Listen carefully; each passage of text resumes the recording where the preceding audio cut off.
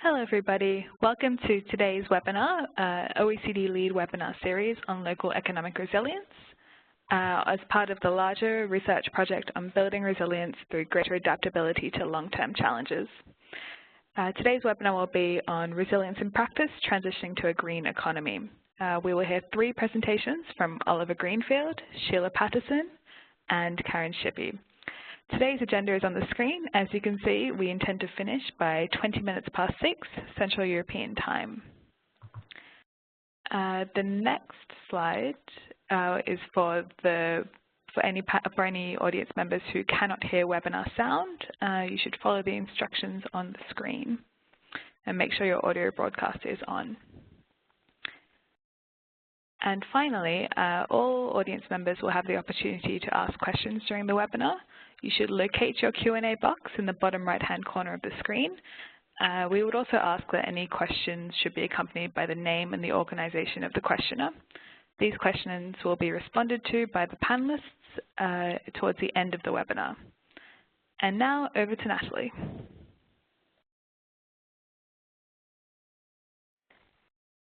Thank you very much, Angela, for presenting the webinar. Thank you and welcome everybody. As Angela mentioned, we are part of this OECD Lead Webinar Series on local economic resilience and adaptability to long-term challenges. And today is a webinar focusing on the transition to a green economy. It's the second part of our series dedicated to resilience in practice.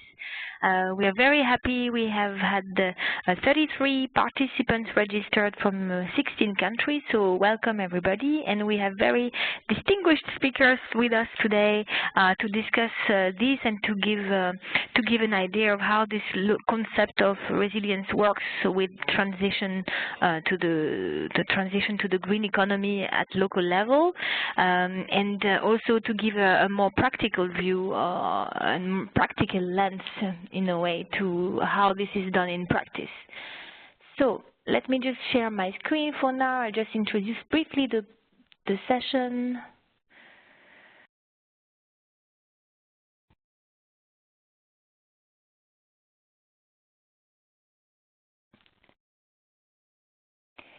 So, as I said, I'm Natalie Klikov. I'm policy analyst at the LEAD program. We're part of the Center for Entrepreneurship, SMEs, and Local Development. And we are doing this project and this webinar series as part of this research project on building resilience. And really the idea is to explore the link between local resilience and the capacity to adapt to these long-term challenges. In the past, we've been doing last week a webinar on aging population, but the shift to a green economy is also another example. We're really trying to analyze these concepts and the practical dimensions, and the idea is to hear from you, to hear from local stakeholders, researchers, practitioners, and other academics. This webinar series is actually contributing to a publication. We're writing a chapter in our future publication on job creation and local economic development. We also hope to gather more local case studies, and we'll finalize all the outcomes in one policy paper. Just perhaps from the first webinars on defining and measuring resilience, we found out that this concept of resilience is rather a fuzzy concept, and it has been becoming a bit more fuzzy as it stretches across disciplines, and in a way the concept can be difficult to grasp. But we still found out that it resonates very strongly with local policymakers and practitioners. We had this question about what are the factors of resilience, economic diversity or specialization, what's the link between resilience and culture, how do we see resilience as a capacity, as a process, how do we define the time frame, do we talk about shocks or do we talk about slow burn, so especially when we talk about the long-term challenges, in a way for the green economy transition can be seen as a long-term challenges or as really a shock-driven challenge also, and who is the target of resilience? Who is resilient? Individual, companies, local areas? What does it mean for distributional or inclusiveness? We also had a reflection on how to best measure. Should it be measured at all? How do we gather evidence of resilience? And we mentioned local case studies approach and local scenarios elaboration. And just to let you know, this project is also building on, this session is building on other OECD lead projects on green economy, of course looking at the local level, so what can be done at the green at local level. We had several rounds of projects. Our most recent project was on skills for greener jobs in local market context, local labor market context, sorry. Just to say a few words about our findings from our past projects, we really see that the transition to the green economies is a long-term challenge at local level, because it's a challenge that has really different impact at regional level, depending on how the industry is organized, how the economic tissue is organized in a way. It's also governance and leadership question at local level. It raises the question of indicators of how to best steer investment and resources and to boost adaptation and eco-innovation. Also, how to facilitate labor market transitions with skills and training aspects that are often overlooked. So, to explore these challenges today, without further ado, I will give the floor to our panelists, and we will first welcome Oliver Greenfield. Oliver is convener of the Green Economy Coalition. This is a multi-stakeholder network for action on green, fair, and inclusive economies. And he also has background in the private sector, where he worked as a business strategy consultant, senior strategist, and also with environmental NGOs at WWF UK, if I understood well, working on sustainable business and economics. Oliver, you have the difficult task of linking this notion of resilience and the transition to the green economy. The floor is yours. Thank you very much. So, Oliver Greenfield, convener of the Green Economy Coalition. We are a global network of 46 partners collaborating for an inclusive, fair green economies. Our job is to grow green economies from the ground up. We champion equity, inclusion, and environmental limits. And resilience is a very important concept to us. I'm answering some of the points on, is it a short-term resilience to shocks or a long-term resilience to a trend? The benefit of a green economy, as we see it, if it's applied appropriately, is that it is both a resilience to shock, but it also, in the longer term, reduces environmental risks, reduces societal risks by ensuring that we're not creating the sorts of externalities that compound together and create large-scale risks or systemic risks, which is a concept I wish to describe. So in my presentation, in the 10 minutes, I just want to talk a little bit about resilient to what, and I want to introduce the concept of systemic risk. Then a little bit about resilience, what does it look like, and something on local green economies, what policies help. Okay, I'm sharing my screen.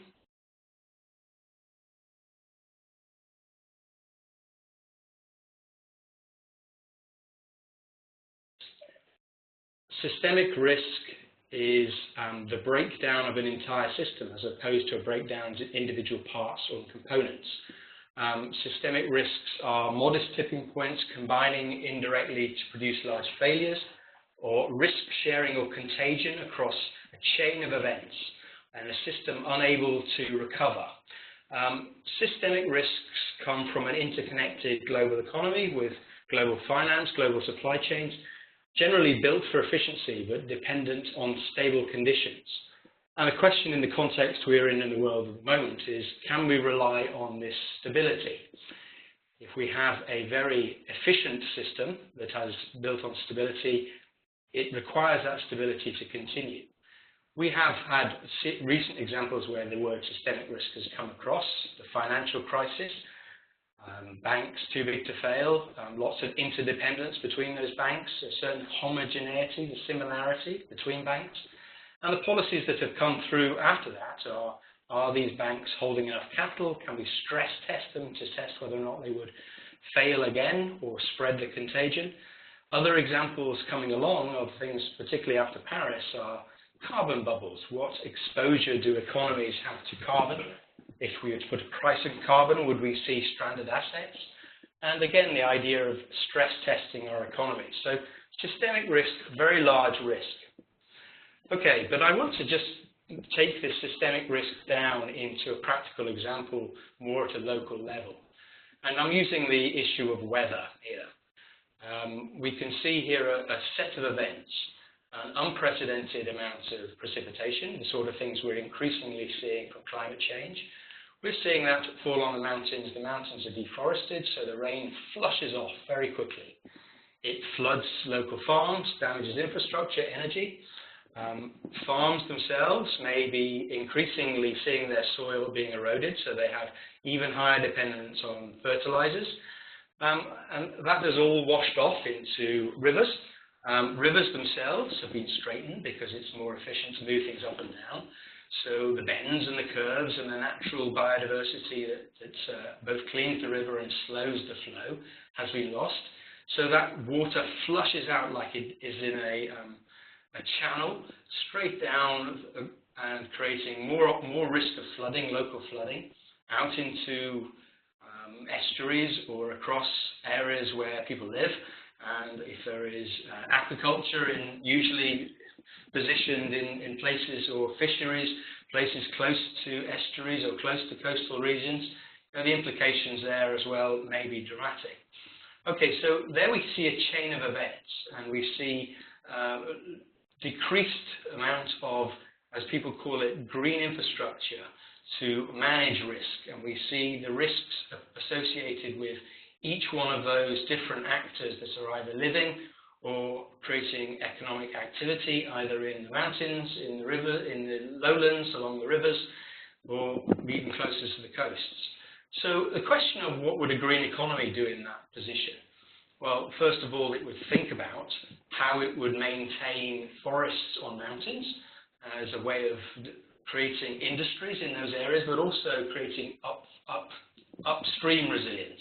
We could think about how the agriculture is managed, or the flood defences in the fields are managed, how the rivers are managed, how the estuaries are managed, but equally how our infrastructure, including our road and rail and energy networks, are more at threat under that sort of systemic risk, increasing volatility of weather. Excuse me. Okay, so just using that systemic risk analogy along, we see that sense of decline in ecosystems spreading more risks, particularly into food systems, into food availability. I had a very interesting conversation with the police in the UK quite recently. There was a number of, I don't know whether people remember, there was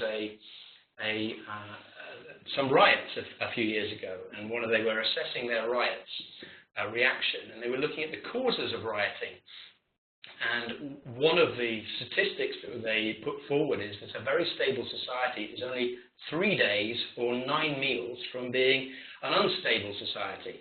And if you have a very, very efficient food system, i.e. big warehouses that empty and fill and empty on a daily basis, what resilience is in that food system to counteract any supply chain risks that may be coming from abroad or from other areas of volatility? So again, areas of risk that impact into people's lives, people's anxieties, changing consumer behaviours, and further into our economic system, disruptive change, stranded assets, loss of profitability, liability, license to operate example, and that whole sense of crisis of confidence in our governance system. So systemic risk could be applied across all those and can act not only upwards but downwards and across in all those different ways. So in effect, what we're trying to do is we're trying to be resilient to systemic risk. And for that concept to emerge, it is about no single entity or approach dominating. It's about an improved management of systemic risks. Now, in that context, I want to draw everyone's attention to the Sustainable Development Goals. in some ways, you could express that they are an attempt from a global community to think about what are the big risks or what are the big development challenges that we must collaborate on, i.e., how do we manage the large-scale risks that are beyond any particular government, such as growing inequality or growing climate change or environmental degradations. How do we manage those together? So I would consider Sustainable Development Goals as a global attempt to address some of the systemic risks. We either have economic institutions or the Financial Stability Board. One question that they now should be looking at, potentially after Paris, is are they looking at stress testing economies against carbon bubbles? And then there's the final concept of local green economies. How are they responding? Do they actually create economic resilience from the ground up, distributed and diverse economic systems able to withstand shocks, innovate, create community well-being, prosperity, jobs, local value, local ability of people to look after themselves and create their own activities. So when we talk about a green economy, we talk about 5 key policy areas. And those areas are really, first and foremost, how do you measure progress? What does a resilient economy, both at a local, national, regional, and global scale, look at? And the Sustainable Development Goals are an interesting part of that.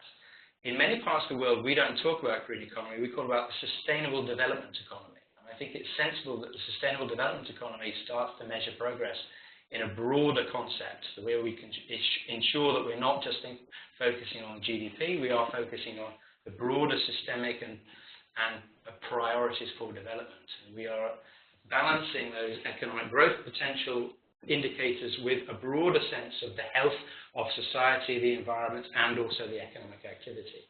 It also looks at community resilience, the small business numbers, their vitality, the numbers that are progressing, growing. The second piece of work is about influencing money. Where does the money coming from? And I focus on here local taxes for local economies. One of the best pieces of energy transitions we've seen is the Energiewende from Germany.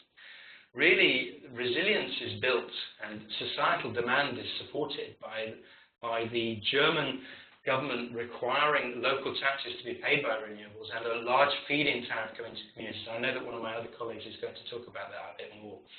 But equally, in the financial crisis, we saw the local banking system of Germany being more resilient, more distributed, more diversity, and therefore more resilience built into that diversity. We see the greening economic sectors as a third area of policy. Distributed renewables, owned locally, run locally, creating local jobs, local food systems, vibrant SMEs. We're working on those areas. Investing in people, ensuring that we are absolutely making explicit that this green economy is about creating better livelihoods, greener jobs, local community value, and ensuring that that is a central purpose to our economic transition. And the final piece I've talked about, green infrastructure before, is really that sense that ultimately we need to ensure that our natural systems are up to the top job of giving us the resilience in our systems so that our food and our energy can sit within them safely and comfortably and not create more damage. So I conclude with my presentation with the 3 key points. First of all, systemic risk, a global interconnected system built for efficiency that is contending with increased volatility. We would contend that it is sensible to have both efficiency as an objective, but also resilience as an objective. And that resilience I've expressed. Resilience is diversity in scale, type, approach, building from the ground, ensuring that this green economy is an inclusive, equitable growth rather than simply a growth of a narrow set of economic actors. And local green economies need the 5 policy areas, the whole lot. How do you measure it, govern it? How do they get included, local economic actors? Where's the finance coming from? Let's make sure the finance is distributed with local banks and local regional development. Make sure the sectors are food, housing, transport, energy, infrastructure, cities, are really around what this means to people, what this means to people's livelihoods, and ensure that they are explicit in the development plan. And also underpinning all of that is our continued investment in building resilient natural systems to support the ongoing provision of societal and economic systems. Thank you very much. Well, thank you very much, Oliver. It was a really great introduction and looking at these aspects that you just mentioned, measurement and governance, finance, how to look at different sectors, people, investments, and natural capital management. I think we will have excellent opportunities to explore that with concrete cases now. The first concrete case that we want to discuss today is the case from the province of Nova Scotia in Canada, and we have with us Sheila Patterson. Sheila, you are an engineer in background and you've been working with this. You are working today with the Business and Technology Division at the Nova Scotia Department of Energy, and you're in charge of building relations with businesses and researchers and basically enhancing capacity of the local energy sector supply chain. So we look forward to hear more from what Nova Scotia is doing. Without further ado, Sheila, the floor is yours. Thank you very much, Natalie. Good day, everyone. So as mentioned, Nova Scotia, we're one of Canada's provinces. We're on the east coast on the Atlantic Ocean. And I'll talk a little bit about some measures that we've taken in our planned transition to a greener economy. Of course, I'm speaking from the government's perspective, but largely trying to represent what our partners are doing, many of those partners being our local business community. We're a relatively small province. We're about 1 million people. And many of our activities end up being, we have shared jurisdictions with the provincial government, the federal government, and the municipal governments. In 2007, government passed. Sheila, can you share your screen? Oh, I'm sorry. Go to Quick Start, top left. Yeah. Quick Start, and then share screen. Absolutely.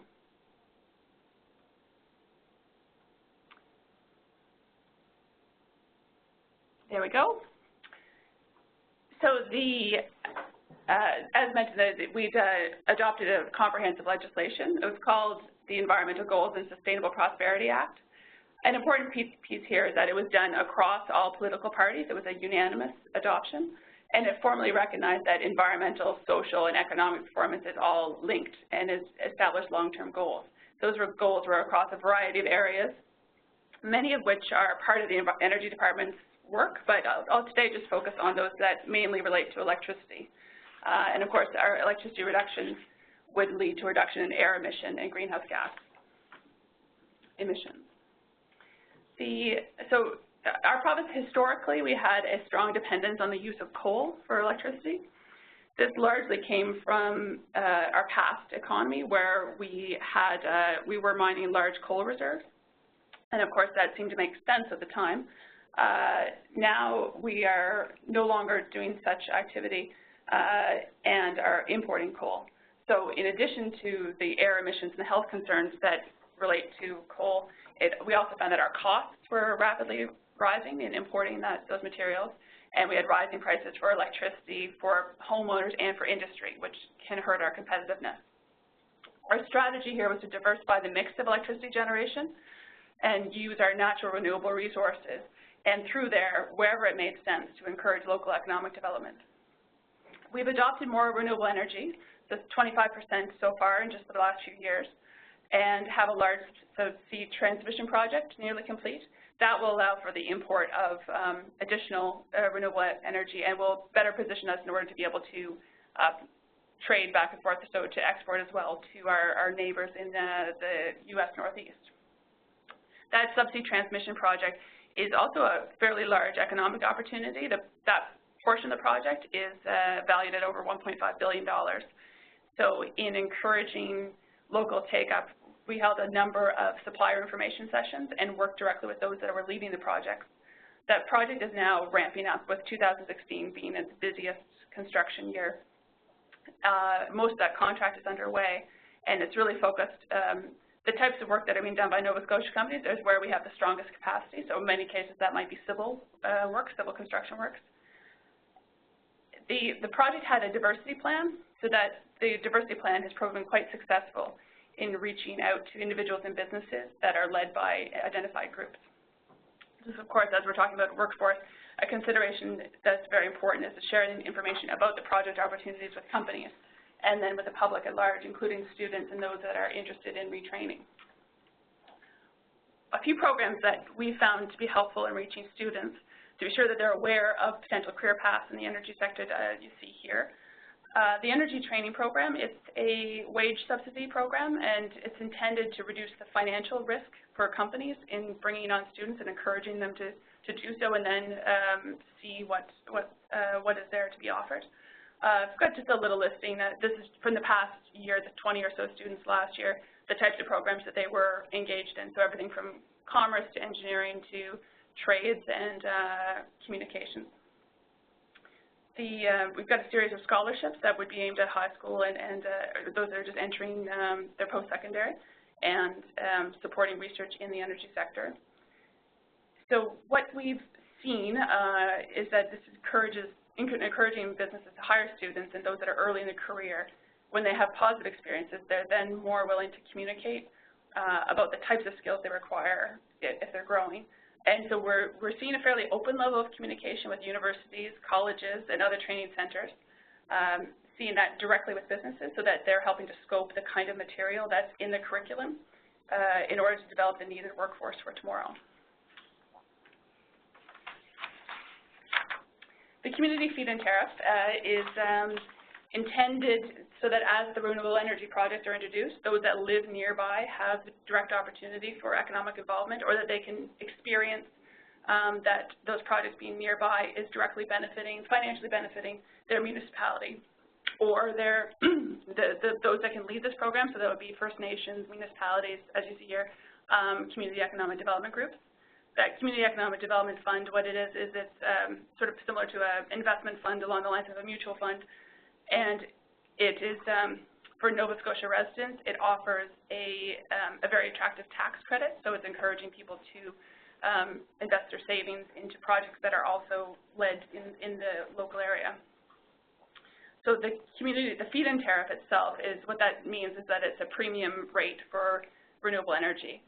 And it's for smaller projects, so those that are on the distribution-connected grid. That's paid for by, this cost would be spread out amongst all electricity ratepayers, so that there's a small increase there.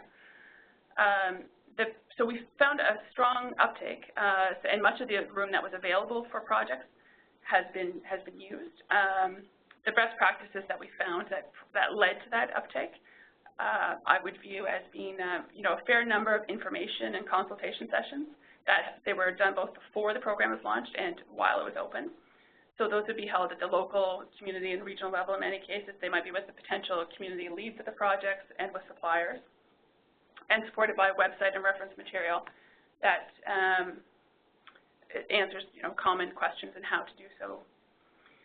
So now that most of the projects are nearly on the grid, we found that it did that the project leads made a strong effort to hire local contractors and use local employees. So 30% of the expenditures were in the local community, which is fairly good given that much of the equipment, things like turbines, generally would have come from elsewhere. But those that could be supplied locally, like civil works and environmental studies and that type of thing, were. So another big push here was to encourage conservation and energy efficiency. So we had dedicated organizations, so not run by government, but external to government, to oversee energy efficiency and conservation services. That would be both for electrical and non-electric, so oil, heat, and that type of thing. So we found that the electricity, that investing in this kind of work was more cost-effective than new generation. So actually now consider it to be the megawatts or megawatt hours that are supplied. We look at it as a supply to the electricity system and competitively priced with, for instance, other sources of electricity. So you see some numbers there in terms of the impact in our small economy. And the kinds of jobs would be everything from electricians to engineering to building science, technology, and a number of others.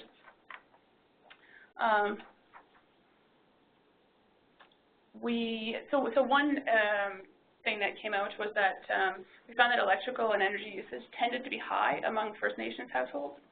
And in looking to understand that, worked directly with community leaders to identify a plan that would help to reduce energy demand. So this was a pilot and then a full program that was largely led by the 13 bands, so the 13 Aboriginal communities that are within the province. So it trained and hired 36 installers, often young people, and who lived in the communities, they would communicate directly with the homeowners for education and for actually implementation of measures, leading to savings and to environmental impact as well. The last thing I'll talk about is our approach in terms of tidal energy. So the promise, we happen to have an extremely promising natural resource in our tidal energy. It's the highest tides in the world with very strong flows. So that means that it could be used to generate electricity, and more so that it's a potential way of setting Nova Scotia apart with this opportunity to demonstrate excellence and to both use that technology for energy generation, but also to be able to export the technology and the expertise that we could hone locally and export it to other places around the world that have a tidal energy resource.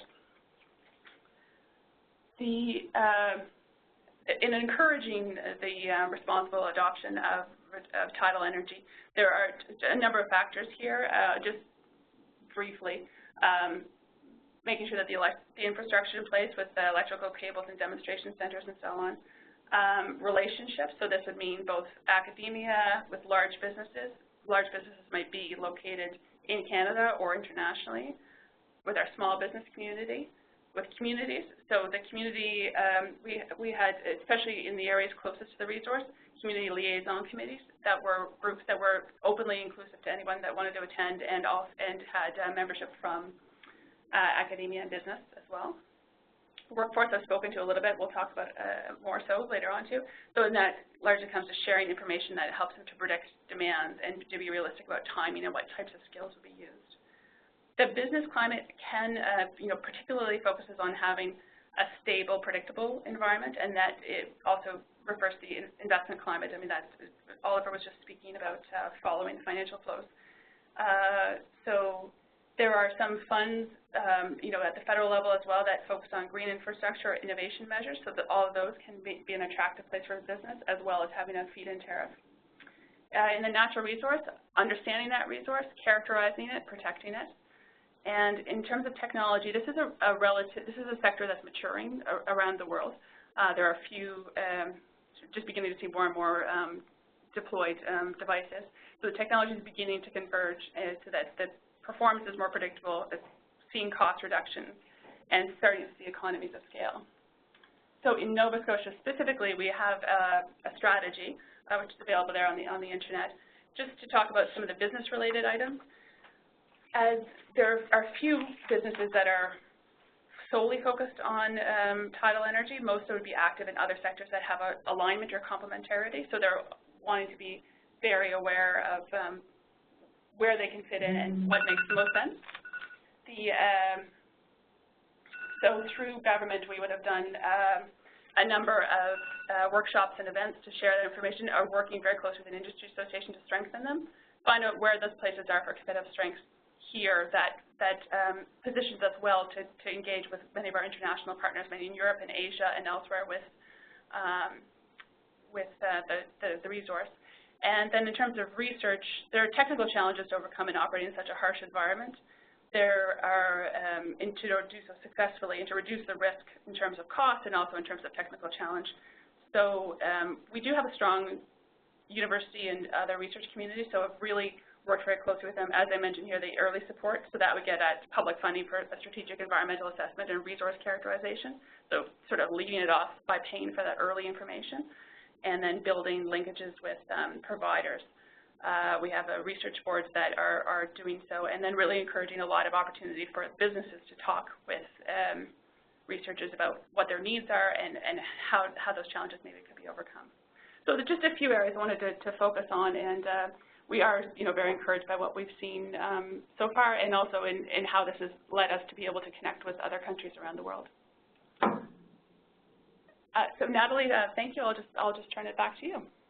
Yeah, thank you very much, Sheila. It's very interesting to see all the activities you had, not only encouraging local businesses, but also local workforces. And I like what you said. I mean, you analyzed the impact on local community, and that the feed-in tariff actually had 30% expenditure at local community level. So it really shows that the transition really has a good impact at local level, and you can really reinforce that with the proper activities.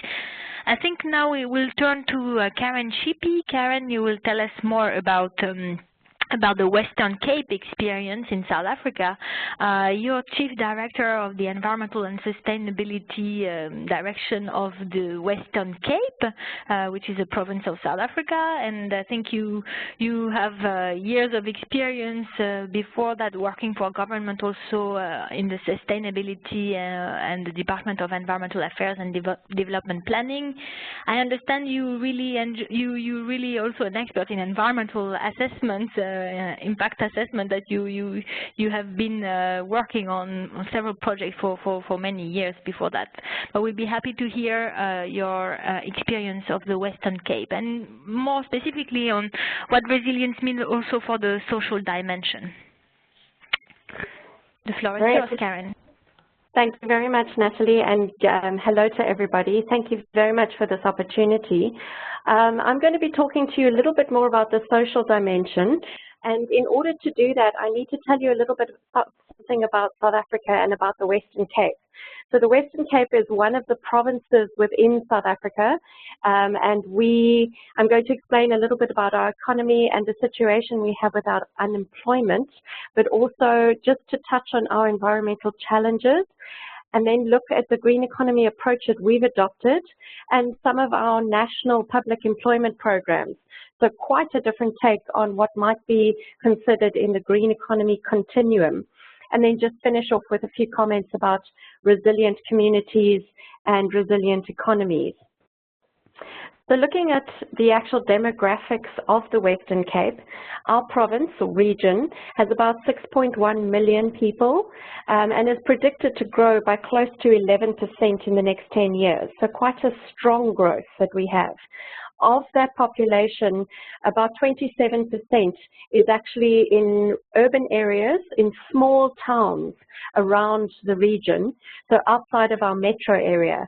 And only 4.5% of our population are in fact in what we deem to be rural areas. So we've got quite a large portion of the labor force outside of our metropolitan of Cape Town, but still a majority are close to or in our small town communities. If you have a look at the unemployment figures, we have a potential of 4.2 million workers of that 6.1. But if you look at our narrow unemployment, it's 24%. And if you expand that definition slightly, it gets much closer to 25%, which is a quarter of our population. And what makes it even more challenging for us is, unlike areas where you have an aging population, about 50% of those unemployed people are the youth, so between ages of 15 and 24. And this poses us with very specific social challenges as well as skills challenges. So we may not have the skills to shift to the green economy, but it's actually because we have a skills deficit that we need to work on. Now, touching on the environmental challenges, some of you may know that South Africa is host to, and my region in particular, is host to the Cape Floristic Kingdom, which is the smallest floristic kingdom in the world and one of the most biodiverse. So in terms of diversity, we have a very vulnerable area, and we have an ongoing net loss of biodiversity. Those ecosystem threats continue in terms of things like alien invasive species. Our marine stocks are even near or at collapse. So we have very distinct challenges that we have to deal with. For my region, agriculture is a major economic and employment contributor. So you can imagine that the combination of a very delicate and fragile ecosystem combined with agriculture, which is very required in our environment. Climate change is therefore a key factor for us, not just in terms of the vulnerability that we have to climate variability. We're a winter rainfall area, unlike the rest of South Africa, which is a summer rainfall area. And our predictions are that we're expecting an overall drying.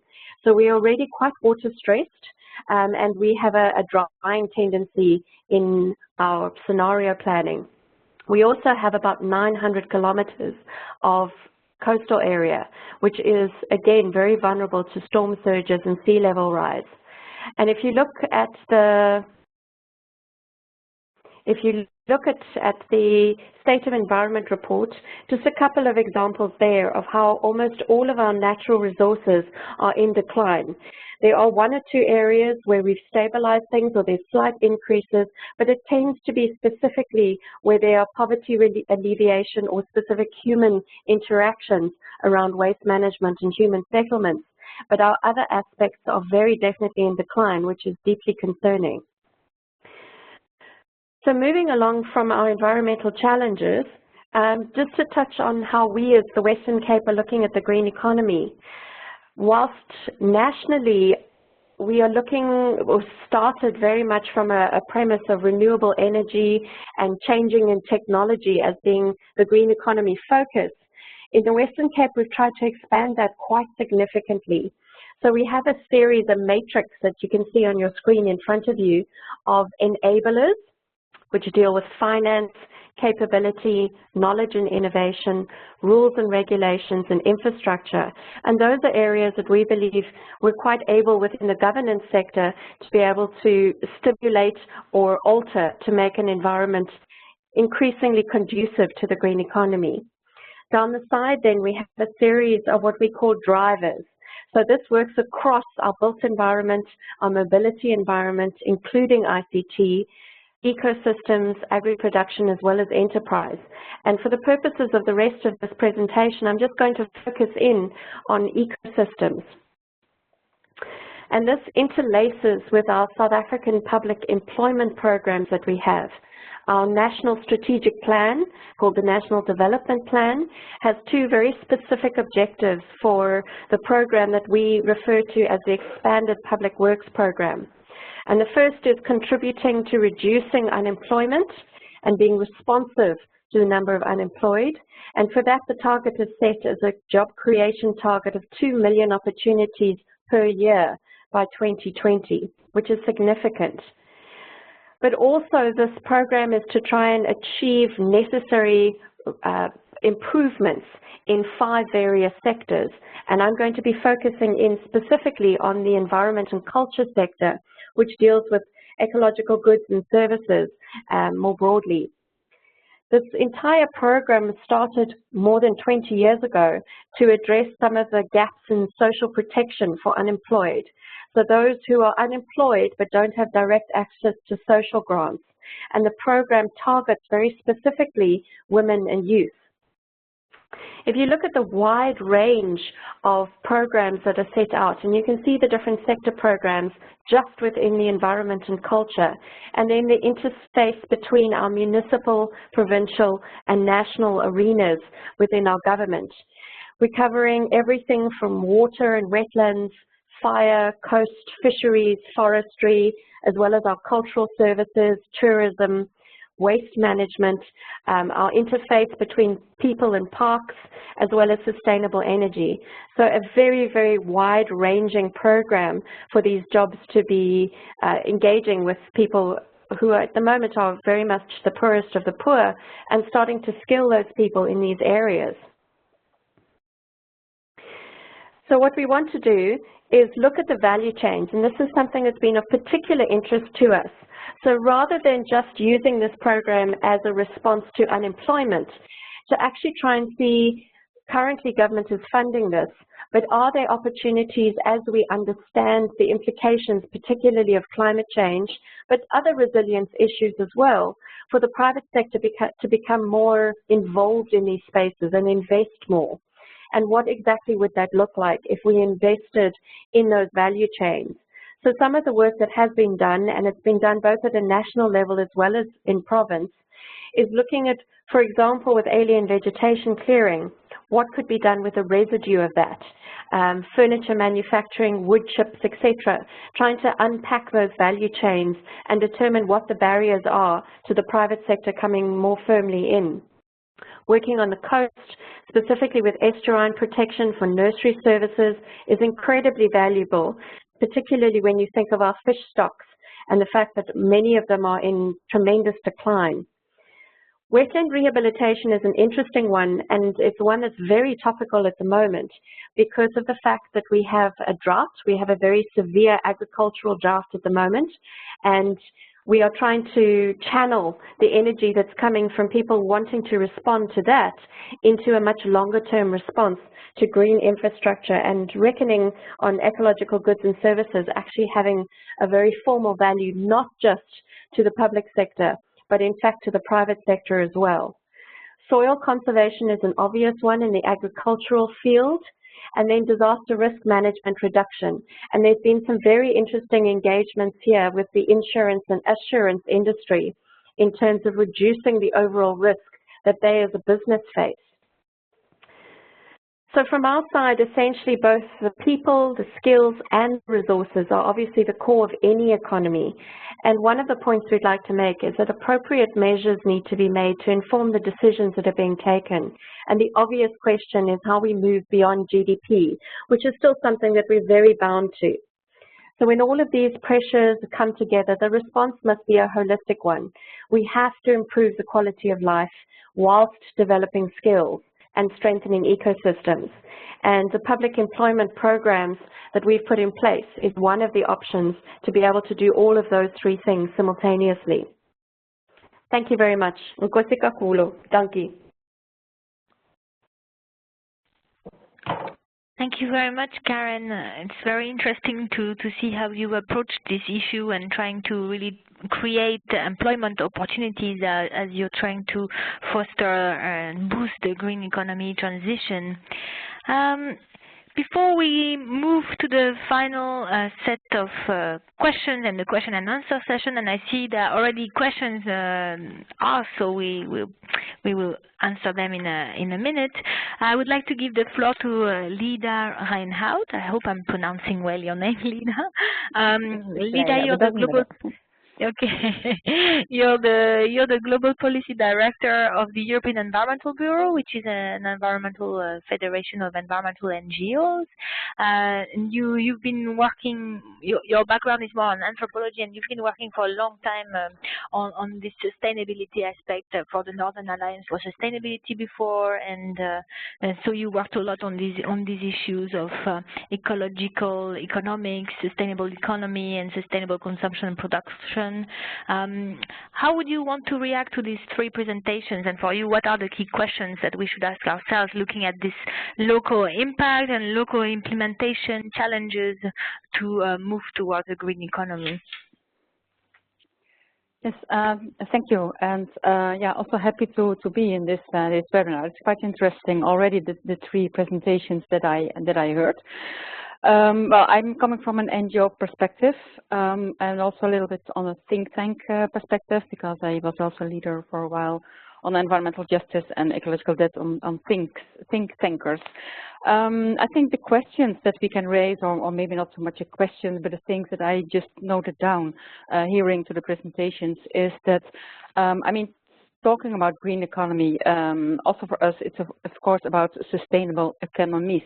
I mean, it has to be sustainable, so including the social issues as well, but also economies in plural. I don't believe that that you can have resilience and diversity in the economy when you don't allow that you have several systems of economies in the global setting. So I think that's to start with. If you talk about resilience, then of course you're also talking about diversity. There is not one single monoculture or whatever mono, which is good, because that's too risky. So it's always very important to have this diversity within your economy, within your production, within, I mean, within everything, I would say. Another thing which I didn't hear a lot is, of course, and that's one of yeah, I think of my topics that I worked on a lot, is the limits to growth. We are in an infinite planet, so you cannot just keep on growing unlimitedly. That doesn't mean that there are no countries that still need growth. I really think in contraction and convergence schemes, so that means that economies or groups, societies that absolutely use too much of resources and energy, I think they have to decrease their use so that other people can and other societies can grow and use more natural resources which they need for their economic growth to just cover the basic needs. So I'm not against growth. I'm just very in favor of the redistribution of wealth. I hear always a lot the reaction of people that growth is natural, that's in our genes, that is in our DNA. I always contradict that because there is absolutely nothing in the whole nature, in the whole planet, that keeps on growing forever and forever, except cancer cells. So I think if you look at trees, animals, people, I mean, on a certain moment they always stop growing, and if they keep growing, then it's often not good. That's the same what Harman Daly, the ecological economist, wants to say with the steady state economy. This after a certain point of GDP growth, your growth is negative, so it gives more damage, environmental damage, social damage, than it gives you any profit. So I think that's something we really have to include in the whole discussion on economy, of course, green economy. Another thing I also heard often saying efficiency. I also see that at least in the last two presentations, a lot is focused on technical innovation that brings us to efficiency. I think we have to speak also on sufficiency, which is of course related to the limits to growth. But also, if you want sufficiency, then partly you can do that by capping, but that's still a kind of taboo. Energy caps, resource caps. We try to integrate this in the debates, but I know that it's still a kind of it always causes a kind of reluctance. But I think on social innovation, you can already do a lot on your sufficiency targets. Social innovation means social behavior change, of course, sustainable lifestyles, which has to do with urban planning, having your shops near, so that you don't need a car to go shopping, public transport, improve public transport, but also all kinds of other business models, sharing economy, service economy, repair economy, which just needs less resources. That doesn't mean that you have to give in on your let's say well-being or your the level of your comfort. It's really about more sharing. It's about doing less or doing more with less. I don't need to explain, I think, the whole rebound effect, that if you only focus on efficiency, people with the savings they make on money, they do business trips or shopping trips to New York or whatever, so it means that that the rebound effect is quite big.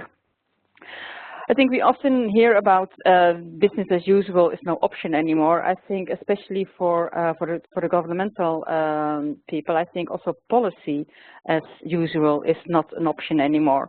I think still more, I think what we have to see is that a lot of investments and also even incentives for our economy is often unsustainable. So it's not about having more investment for the green economy, it's also just to phase out investments and financial incentives for the unsustainable economy. I think, and there, of course, policy coherence is very important. I think Olivia already mentioned the Sustainable Development Goals are, I think, a huge opportunity if you implement them on the national and the local level, because there you're already forced to go beyond the GDP. We have the 169 targets and the 17 goals, but we also have 169 indicators, which makes us to have a dashboard of several indicators. GDP will be one of them, but if it's only one of the 169, that makes it less important, of course, than really working towards sustainability. I think I'll leave it here for now. Thank you. Yeah, Thank you very much, Lida. It's very interesting points that you raise, efficiency, sufficiency, beyond growth, looking at other aspects as well, and that policy as usual is not an option either, not business as usual, policy as usual. I see we have already a lot of questions waiting, and perhaps I'll take this opportunity to address them. I think there were specific clarification questions to some of the panelists. The first one is about it's from Yves Bourgeois, and it's about asking how do you actually get a place or a country or a region that is really focused on fossil fuel projects to actually buy into renewables. So I think Nova Scotia is a good example, and I was wondering myself as I was listening to Sheila, I was like, if you were so focused on coal, what happened that made you do this big turn?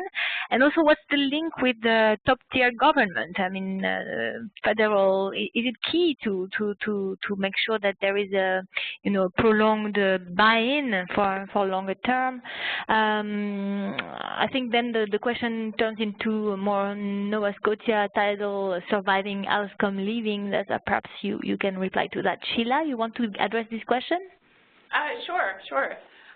So Eve, so Natalie just mentioned coal. I suppose the coal mining was through the early part of the 20th century, and then right into the 1970s or so was a major economy, and then for I suppose largely probably a multitude of reasons, but some of those being the viability of those companies.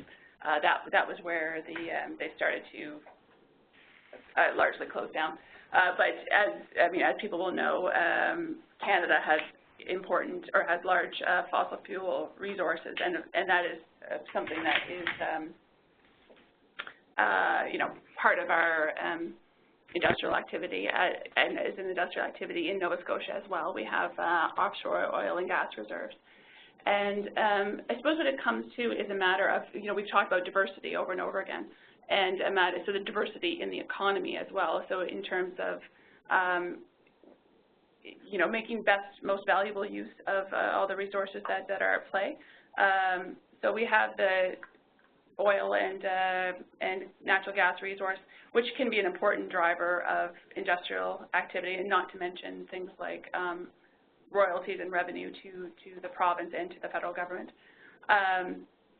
But also in terms of, we've got very strong wind resources, tidal energy resources, and others. So if we can make best use of those in supplying ultimately cost-effective electricity. So with renewables, knowing that the price, the lifetime cost is fairly well understood, and that mostly the cost is, say, for wind energy would tend to be an upfront capital investment, and then fairly predictable for the whatever it might be, 25 or 30-year lifespan of that project, and perhaps in many cases more predictable. So in Nova Scotia and in many parts of North America, wind energy that was brought on a few years ago at the time would have been a premium as compared to other sources of electricity, but today is actually less expensive than other forms. So that's the economic drivers. But then in terms of, I think Eve is getting towards the social buy-in as well as government. Mm-hmm. So in terms of the interest of the population and of society, would largely relate to maintaining, open, transparent information, and ultimately government is always going to, or should always be, responsive to the wishes of its populace. So that would be giving people a proper voice into directing the direction that government takes. So we are, federal government would be an important part of directing policy, as well as an important investor in large infrastructure projects that where it makes sense for government to be involved. So if I listen to you, Sheila, you're saying that the key drivers was economic drivers, or both, that you were responding to people's wishes, and that there was really a lot of awareness in Nova Scotia, and that's why you turned. Because it's true, I mean, 40% renewable energy target by 2020, when you come from an oil and gas region, is quite significant. Mm-hmm. Well, and both, I suppose. There would have been a large effort in order to actually create that kind of consultation and to inform it with, to provide provide the communities with information. So it's very much so an outreach piece as well. Okay. From, how we can be competitive and sustainable in the long term. Okay, so it's more like looking at the long-term competitiveness of the province. That was also a key variable key driver too. Yeah, in my opinion, absolutely. Yeah. Okay. I see, Karen, we have another question for you coming from John from Lagos, from Nigeria. He's asking about the youth unemployment. I mean, looking at the program you've set for the green economy that you have implemented in Western Cape, how much of that was actually benefiting youth? Okay, that's a very good question, particularly because we've got such a big youth unemployment condition. 55%, there was a target of 55% of all work opportunities were to be aimed at the youth, and as a secondary target, the same target for women. So young women are in fact the ideal target for us. National government has got a youth accord, which doesn't just cover this program, it covers much broader programs in terms of government spending. And one of the things that's particularly focused on is within our public employment program, 5% of the budget must be allocated to training. So there is a very distinct skills focus, but the idea is that those skills must be intimately linked with what it is that people are appointed to do. So if they are working specifically in one of our nature reserves, then they're going to be trained on things that are enabling them within that space. We have had various phases of this particular program, and it was something that initially there was a great deal of hope that we'd be able to develop micro-enterprises, and by the end of an employment cycle, people would be able to start their own micro-businesses. That wasn't very successful. It turned out to be extremely complicated for people to enter into the formal market. So at this point in the program, and this is phase 3 of a very long-term program, we're actually focusing that skill development on the work that they need to do to make sure that it is done well, and hopefully actually providing skills that those people can then use in the formal job market as well. Just to mention another program that we have, and one that we found increasingly important, is a lot of the skills that are within our public employment program are basic skills. But we're finding that our artisan level skills are actually desperately in need of reviving. People tend to value university-based skills and book skills, but to actually have trained, skilled artisans is something that we're having to really encourage from government side. So we're expanding our support for artisan training and for internships, because it's a program that for us broke down. We used to have it historically, and then for some reason there was a shift, and people very much more focused on book learning rather than artisan skills training. So what we're finding is a big focus on skilling and reskilling, and it's particularly focused at our youth because we do have this population bulge at the lower end of the population demographics. Yeah, thank you very much, Karen, for these precisions on the skills aspect and also on the youth aspects. I see there is another more detailed question. Don't hesitate to ask questions. Just as a reminder, you can just go to the Q&A button. This is top right, and then ask your questions. So there's one more question on the energy scholars and scholarships, and how does this system work? Perhaps Sheila, this is another one for you. Sure, and John, we can send on more information on the program if you like. Just in brief, there are essentially 2 streams for the scholarship. So one is a scholarship stream. It would be for high schools, so those that are graduating from in our last year's grade 12, and each school nominates a student So it's not necessarily the top academic, but it would be a well-rounded in terms of academic and their social events and volunteering and that type of thing. So the students all put forward an application as well as an essay. The essay they've written refers to the energy sector and what they see as opportunities. There's a review committee that actually brings it down to the selection, and then those students are funded for 4 years. So it would be $10,000 total for their post-secondary studies. And in terms of keeping their scholarship, it would be a matter of maintaining academic standing, so a minimum level academic standing that they would report in on a yearly basis, and that their academic plans in terms of what program they take, if it does change, just to verify that it still in some way relates to their hope for a future in the energy, whether it's renewable or not sector. The one thing we do is on a yearly basis, there is a reception that recognizes that all of the recipients and their parents are invited to. So it's a nice way to check in. So it's a social event, but that is a way to get sort of direct feedback from people on what impact it's had on their lives.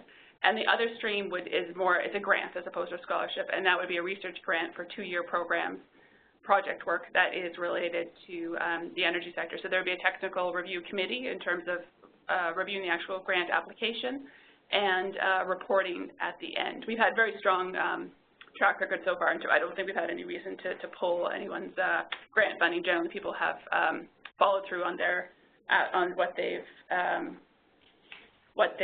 committed to do, and they would be, of course, working with their academic supervisors. Okay. Thank you, Sheila. Perhaps, Oliver, you want to react to some of the questions raised by Lida on this, on the limits to growth, on the efficiency, sufficiency debate, also on the new business models, because you work for a multi-stakeholder coalition, including businesses. So, can you tell us more about how do you see that we can really promote these alternative business models, and also how can we account for this? How do we measure? Because you mentioned in I think the first of your 5 points was about measurement. So how do you see that we can do that? Okay, thank you. Yeah, I mean, I first of all, Lida's comments on limits to growth. I mean, any economy that isn't defined by science or rational with science is a thing of the past, we would hope. We need to be informed by the science. We need to understand how natural systems work. We need to understand where their parameters are, where their limits are, and also what their potential is.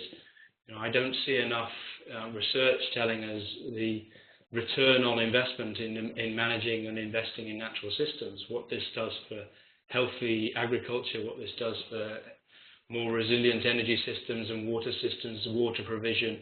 That piece of analysis is not as strong as it needs to be. So obviously limits to growth, but also I think that the question of growth, we're kind of answering a transformative question with an answer from an old paradigm. I mean, GDP, a focus on GDP is useful for a snapshot of throughput of materials or some degree of economic achievement. However, what is very clear to me when I go to OECD country economic meetings and when I go to least developed country economic meetings is when you're in parts of Africa, they explicitly talk about what are their social goals, what are their environmental goals, and what are they going to do on the economy to help deliver it. And you get a much stronger sense of the purpose of our economic activities is to improve prosperity and to ensure that they're managing difficult conditions.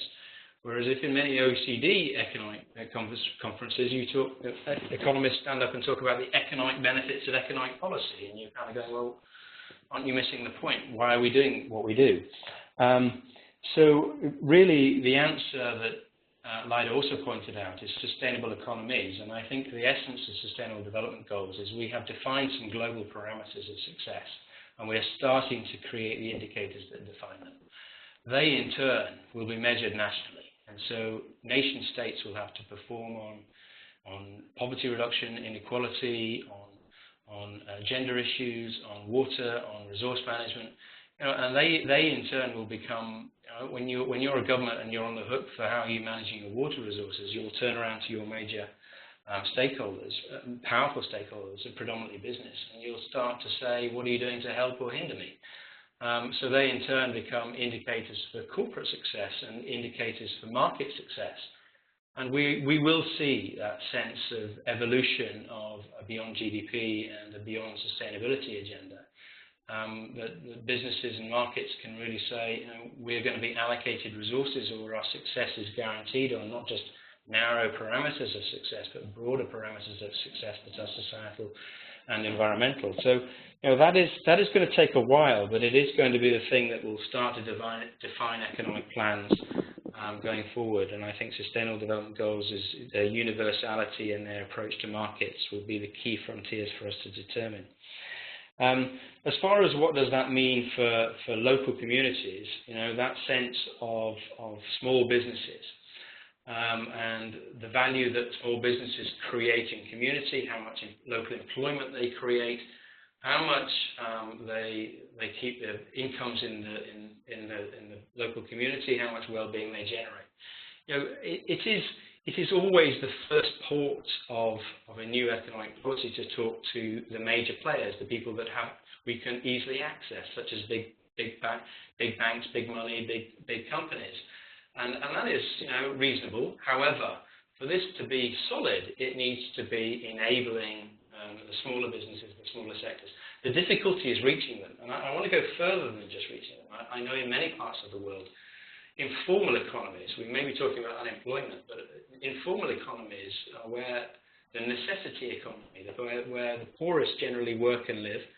And again, how do we reach them? How do they benefit? And I think one of the key questions we all need to address is, if you have not had a stake in the brown economy, how do you get a stake in the green economy? Now, our thinking on that is, first of all, we need to make sure the voice of all stakeholders are included in the economic transition planning. But secondly, we must think about explicit examples of how we distribute finance, distribute small banking, distribute local banking. We also ensure that we are able to support stakeholders to formulate their ideas on what it is they want to do, and give them opportunities to get a stake in the transition. Local renewable energy systems should be encouraged, not just from big external investment, but local councils, local authorities. Working with local authorities is absolutely crucial, but also working with the local stakeholders. So, I think that the question of getting people involved is really one of the elements of this economic transition that is fundamental. A resilient economy is one that benefits the majority, and the challenge of making sure that they are included in the plans and the benefits is critical for its long-term success. Thank you. Yeah, thank you, Oliver. I think these themes that you raised resonate very much with the OECD work on inclusiveness. This is one of our big themes of work. We also work on Better Life Index and try to find how is life in your region. So I think the OECD is also working on developing sets of indicators that that can point to other aspects of and other dimensions beyond growth. Of how a place can be mobilized. And thank you for your comment on small businesses and how we make sure that we involve them as well, and we get to them and reach out so they can also see the benefits of this transition. Lida, you want to comment on any of the questions or on any of the examples that we've heard? No, I just want to say that I totally agree with Olivier on what he said, and I think there maybe from a governmental perspective, what could be done is, and what I see missing in a lot of policies from several governments, not only from the countries here in Europe, is to give more emphasis on social innovation and sustainable lifestyles. Again, I mean, often we see solution in technical innovation, eco-design, renewables, I mean, all things that are absolutely crucial as well. I don't say that's not important, but I think what is important is to give more emphasis on the social innovation and also to upgrade all the kind of local initiatives you see. I mean, you see much more around your urban farming, people starting cooperatives on buying or organizing their own electricity, like energy or solar panels and so on. So I think there is a lot of things moving. And I think what can be done, and also in the sharing economy, I think what can be done from local authorities, I think, but also from a government perspective, is to upgrade and to mainstream this kind of initiative, so it becomes common practice, and not only the happy few or the visionary people that are doing it. What you see happening in Spain and in Greece, for instance, and not for the right reasons, maybe because it's because of the crisis. But a lot of people getting more creative and start to share, start to organize themselves in the neighborhoods and so on, which I think is absolutely a nice thing because it's not only good for the environment, but also for the social cohesion, which I think goes often together as well. So yeah, I think maybe that's a message you can also put in the report, that social innovation is crucial for a green economy as well. No, thank you very much for this reminder that this is a very important. There is an important role to play for local authorities there, and at local level there are a lot of initiatives that have taken place. From what we've seen from our past OECD work, OECD lead work, is indeed there is a need to mainstream and to make sure we capture all these best practices, and then we can apply them in other contexts. Of course, it's always difficult because every context is unique in a way. But really trying to use these local case studies to really use the evidence of what works in one area that can really be a source of inspiration for others. So this is something that we can also work on from the OECD side. Perhaps I'll give then a final word to Karen and Sheila. You want to react a little bit to the discussion? Thank you, Natalie. Just something that I think is giving us the right trends at the moment. Certainly the Johannesburg Stock Exchange has introduced the requirement for integrated reporting. So any entity that is listed on the stock exchange in South Africa is required to do that, which to me is exactly the signal we need to be giving big business. But we then need to take that and move it further down through the system as well. So that government is reporting on those things as well. And there's been an interesting debate for us exactly how we start doing integrated reporting for government services, where a lot of the resources that go into those services have never been contemplated before. But I did want to pick up on something that Lida raised about sufficiency.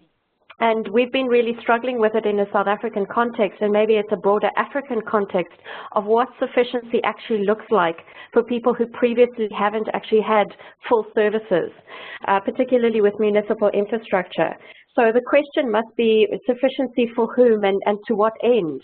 And if that end is resilience, then I think we need to understand exactly what that might look like for people, because it's not popular to be selling to people who, I think as Oliver said, haven't had a participation in the previous economy or even the formal economy.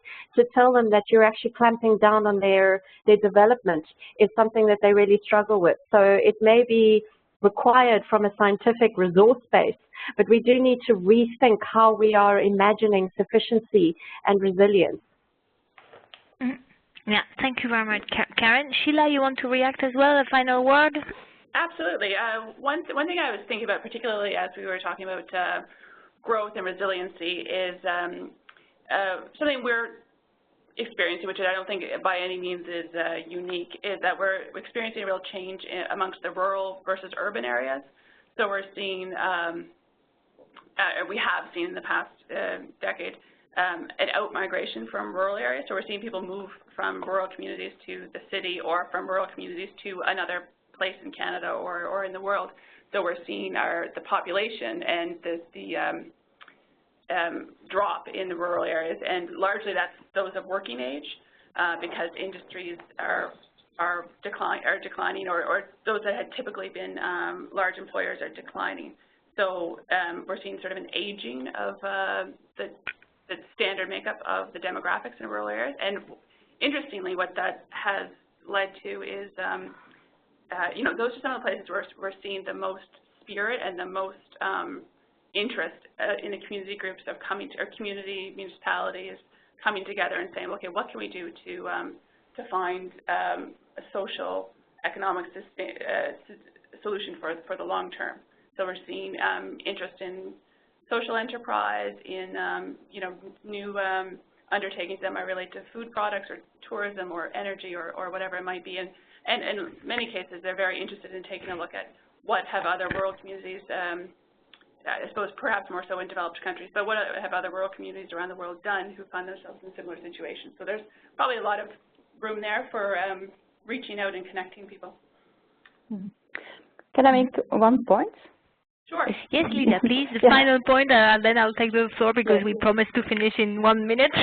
Go ahead. Maybe just 1 minute. No, I felt a little bit threatened and unfair because I think that when I talked about sufficiency and the limits to growth, I think I also said that for me, sufficiency is for the groups that already have enough and going far beyond the fair share of let's say, the ecological footprint.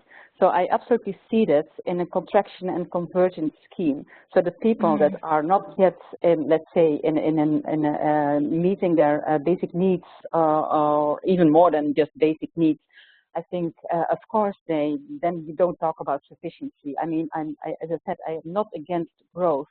I just am against extreme wealth accumulation.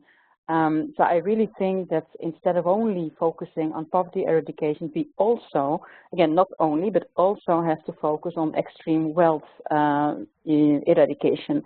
As the last Oxfam report just said that 1% of the people, I mean 62 persons have more than half of the wealth of the world, then I think we can speak about sufficiency for that group at least. So I think it's just, for me, it's about justice and fair share of the use of resources and energy. That was the only thing I wanted to say. Thank you. Yeah, thank you very much, Lida, for the precision. I think it's important that you did precise this indeed. Well, so thank you very much to all our speakers and panelists.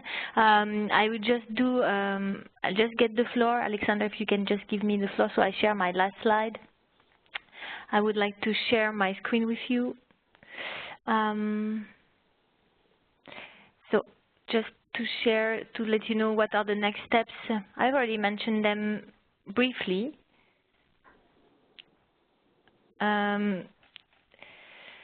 Next steps are that we're going to have another Resilience in Practice webinar, so bear with us if you've been with us through the series. It will be end of February or early March. We will send you information on this. We are interested in your stories of local resilience, and so we want to see what we can use as examples and good practices, so you will hear also from us to send us some suggestions. And if you also have suggestions to improve our webinars, please don't hesitate to get back to us. So that's it from me. I would like to take this opportunity to thank everybody again. I think this was a very interesting discussion. Thank all our speakers and panelists, and thank Angela Atre, who has been very active in the shadows to make this webinar happen. I'd like to thank a special thank you to our technical host, Alexander, from the SimPraxis team too. So thank you to all participants, and we hope to see you again on our webinar series on resilience. Thank you very much. Bye-bye.